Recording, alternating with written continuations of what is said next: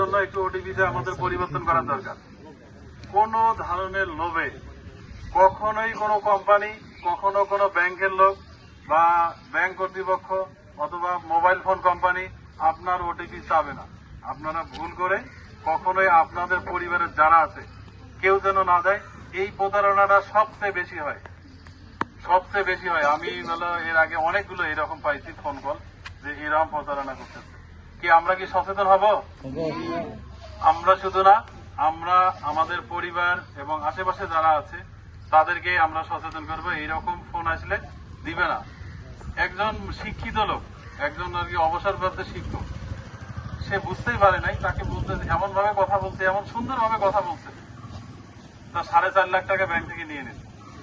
তাকে বলছে যে ঠিক আছে, আমরা আসলে ব্যাংকের সার্ভার আপলোড করতেছি, আমাদের ডাউন সার্ভার ছিল, এখন আরো হাই স্পিডে বানাচ্ছি, এজন্য আপনার ওটিপি লাগবে। কারণ উনি সরল বিশ্বাসে দিয়ে দেন। এখন সেই ভদ্রলোক পরে আসলো, অনেক চেষ্টা করতেছি যে কিছু যদি উদ্ধার করা যায় আর কি, যে ব্যাংক অ্যাকাউন্ট গুলোতে গেছে। তো আমরা সকলে এই বিভিন্ন যে আমাদের প্রতারণার ফাঁদ এবং মানব পাচার